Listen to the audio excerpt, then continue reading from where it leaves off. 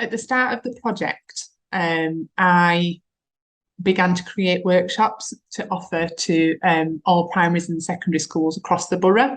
Children and young people were wanting to spend a lot of time talking about cyberbullying, social media, group chats, everything online. Quite quickly, I realised that actually this was a piece of work that needed to be developed and delivered. So I then, every workshop I came away from, I tweaked the workshop, added things, listening to the young person's voice. The age group was around like age 9, so age 9 to age 11. The workshop around healthy relationships and social media.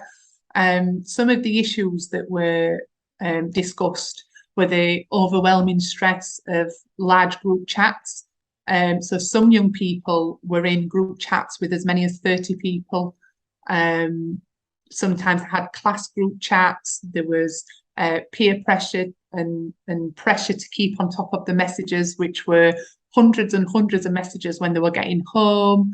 The cyberbullying was quite frequent in that, because part of the workshop we talk about, our close circle of friends, and with group chats, you're spending time and communicating with people who you haven't got similar interests with, or similar likes and different values. So the argument would progress and naturally start more quickly than if you were in a face-to-face conversation with a group of friends. Some children have discussed feeling quite lonely when they get in from school, so they will constantly check their social media when they get in. If if a peer group have gone out and they've not been invited, they can see that. So if they've gone to the park and took photos and put that on social media, they've seen it at home and they automatically feel isolated and lonely.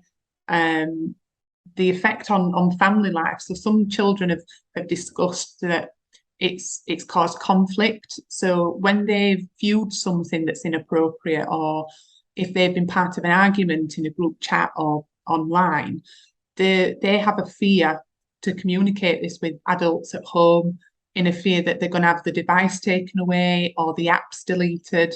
So they're carrying quite an overwhelming pressure of dealing with the things online that's happening. But then it's affecting the relationship because they're not communicating what's wrong. So instead of communicating what's wrong, they say they sometimes get a bit angry or they become withdrawn. And some parents don't realise to the extent of what's happening online. So we always start off the workshop talking about what a healthy friendship looks like and what an unhealthy friendship looks like. We then discuss cyberbullying and bullying. It's an open, safe space.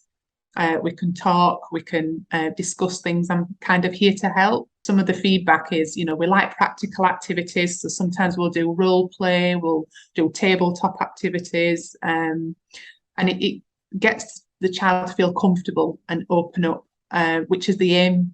It's the aim of the hour. The positive feedback's great, because I know that I'm doing what I'm supposed to do.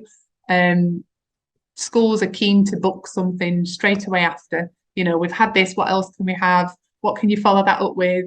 Hopefully, when they move to secondary and through secondary school, even if they have one situation and something happens and they think to themselves, actually, Kirsty told me this, or I know how to do this, that's my job done.